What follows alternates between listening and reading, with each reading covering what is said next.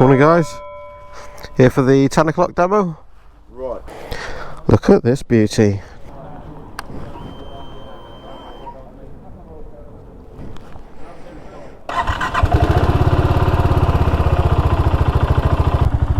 Good morning, welcome back to the channel.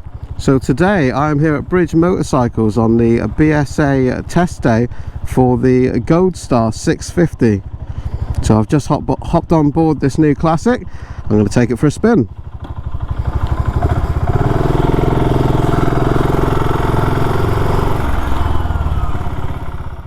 The BSA Gold Star 650, what have we got? This is a reproduction of the original British bike, the BSA 650 Gold Star. It is a 650cc single cylinder engine. It's putting out about 45 horsepower and 55 newton meters of torque. This is a bike for going back to basics. A classic Sunday afternoon plodder to take up over the moors, through the country lanes, and remember just how great life is. And that's exactly what I'm going to do with it. I have to admit, when I thought I was going to be taking out a single cylinder engine, I thought, well, that bike's going to have a lot of vibration. I'm pleasantly surprised. I've only been on the bike a short time, but vibrations are at a minimum. The bike feels pleasantly smooth actually. I'm absolutely loving these dials. These clocks are fantastic. They look genuinely retro, and I love that they go back the other way.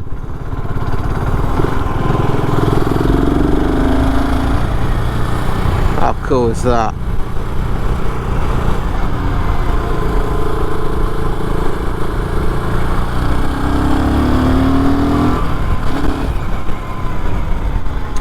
Well, the bike is not short of poke. It's only 45 horsepower, but it moves along at real well speeds, no problem at all. The bike on paper is quite heavy. I believe it's about 213 kilograms. Well, to me it feels like a small little bike. Very nimble, no problem at all there. The BSA is now owned by an Indian company, and it is made in India, and that can be a big concern for a lot of people. It's interesting, I was talking to the guys there at BSA about this, and the interesting thing about BSA is obviously BSA were huge. They were, I believe, one of the biggest manufacturers of motorcycles, certainly in the UK, up until about the 70s when it ceased production.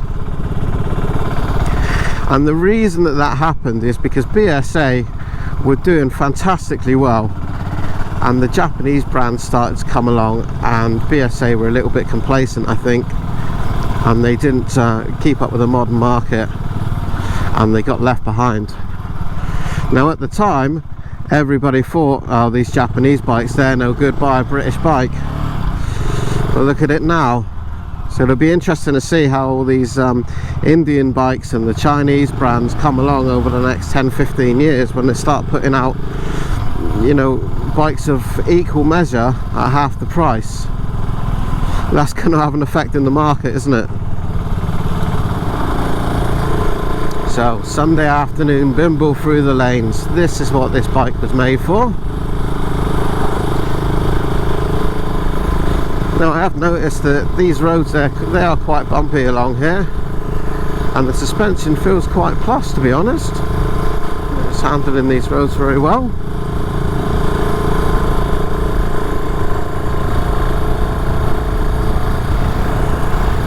By no means is this a race bike, and if you try to ride it like one, you're going to find its limits very quickly.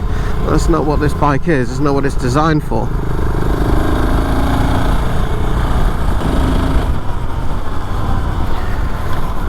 So the brakes on this bike feel very good. I know that these are Brembo brakes, which may feel like you know, a little bit overkill for a bike with only 45 horsepower, but it's reassuring. You're getting some quality parts on this bike, and this bike starts from only 6.5 grand.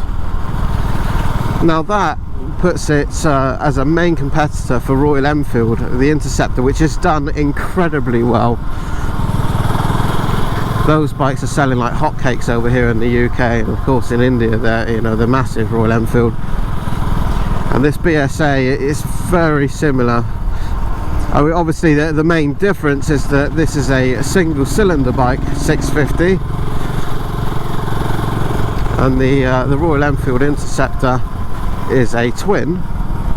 But when it comes to the power outputs, it's all very, very similar. Dimensions of the bike, very similar. Looks of the bike, very similar. So we can see that BSA are going to be competing directly with Royal Enfields. Now I know that the BSA is about £500 more expensive, I believe, but you're buying a BSA. The history and nostalgia that comes with this bike, the looks, it's just fantastic. I can't stop looking at it riding along. I need to concentrate. I love all these little chrome finishes and all the idiot lights and everything. All the electronics have been hidden as best as they can. They've made that stuff as small as they can get away with it still being there.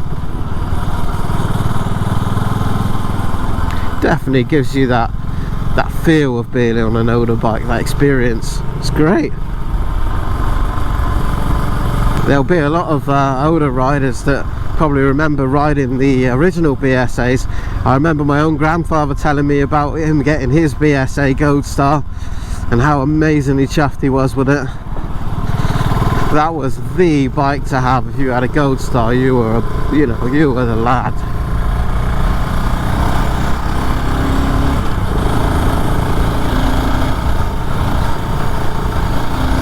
I'm nipping through the lanes there at 45-50 miles an hour.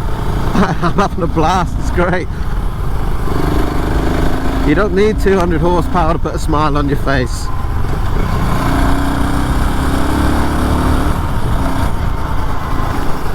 Now that brings me to another important factor at the moment, especially with these tough times that we're having, and that is running costs and affordability.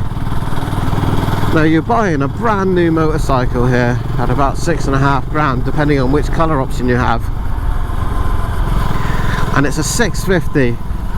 So your tax and your insurance and your overall running costs are going to be far less than buying something a lot bigger. A lot of bikes now are 1000cc plus, and I know from insuring my own bikes that can get quite pricey.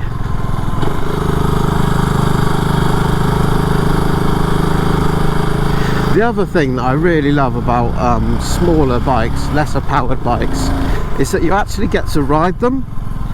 If you ride something like a GS 1250, for example, it's like it's a race to 6th gear and leave it there. If you ever in 6th gear the whole day, that's all you need. And this thing, you're up and down the box and mucking around with the clutch. And, you're riding the bike like you were supposed to, like back in the day, like your granddad did.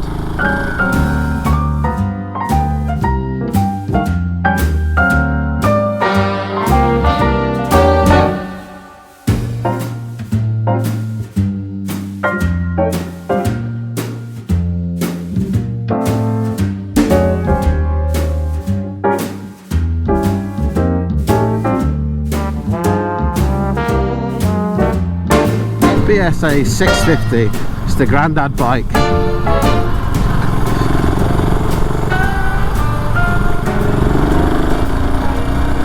So let's take a look at this BSA Gold Star 650. What an absolutely stunning machine. Loving the blacked out forks there with the gold surround around the headlight. Lovely chrome spoked wheels with a single disc and your Brembo brakes here.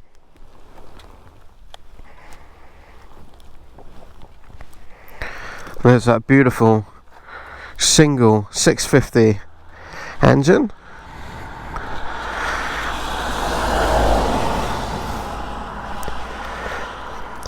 And look at that tank. That is a thing of beauty, isn't it? I'm sorry about the raindrops on it, but this is England. What a beautiful looking bike, and I love all the little touches, the little throwbacks to its original heritage on the plastics here. And you know, there's little 1903 written on the tank there. Little lovely touches. Chain drive, and we have the Pirelli Scorpion tyres, which is the same as the Interceptor once again. Lovely stitching on the seat.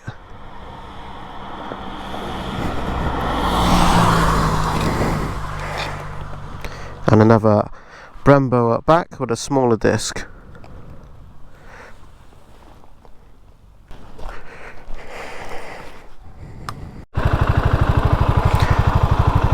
Okay, so back on the beautiful BSA 650 Gold Star.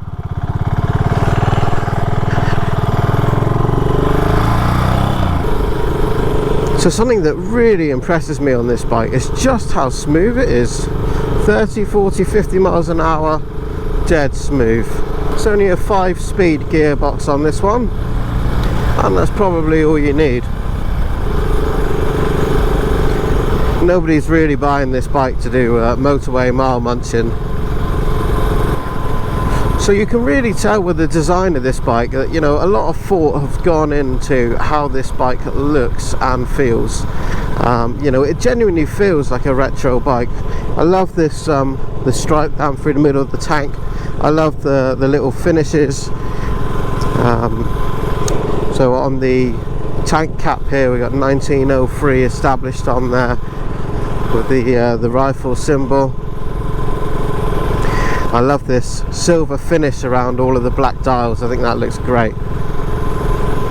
But also, for modern use, there's actually a USB on this one with a iPhone connection and a USB connector there. And the way that's wired in, that looks standard. You have to check me on that one. But there are options to use this in the modern world, to charge your phone and your gadgets, as we all need to now, and still have that retro feel and look.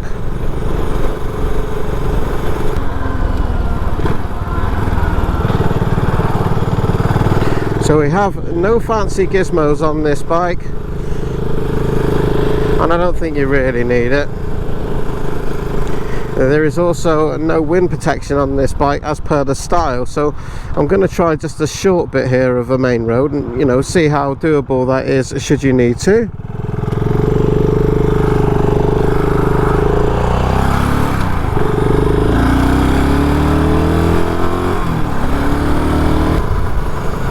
So it's interesting, and it's something that I've always said.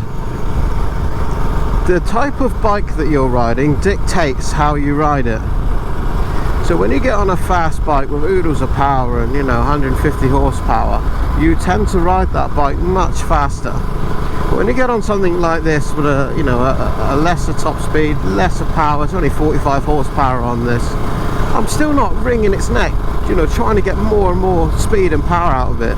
You immediately get on it and accept what it is and what it does and ride it accordingly.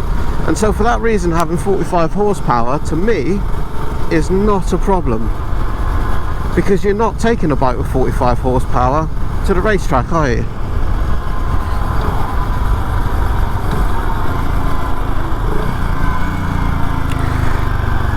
So overall, my experience riding this BSA 650 Gold Star has been great. I've been riding it for a good 45 minutes now, something like that. I'm still perfectly comfortable. No pins and needles from vibrations. No problem with the seat at all. The seat feels great actually. No problem there. Yeah, if I was going to spend £6.5 grand on something to plod around on a Sunday afternoon, I don't need to carry luggage or anything else, then this would be a fine choice. And I imagine, well, you might find that every time you stop you're going to be speaking to old boys. There's always that old fella that comes up to you when you park your motorbike, no matter what town you're in. I had a motorbike once. You're going to meet that fella every time you stop this bike, and he's going to chat and tell you all about his bike, which is great if you got the time on a Sunday afternoon. I love speaking to people. It's definitely a looker, this bike.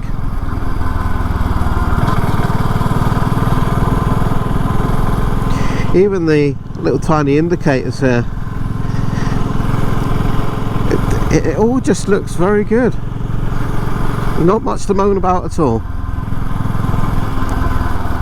So on that note, I'm going to return this bike now back to Bridge Motorcycles, where they're holding this BSA event, encouraging you to come along and to try these bikes out. And I do recommend that you do that. If this is the type of bike that you're interested in, try to find one of these events online, have a look at their website, and you know, get along and try one. You'll not regret it.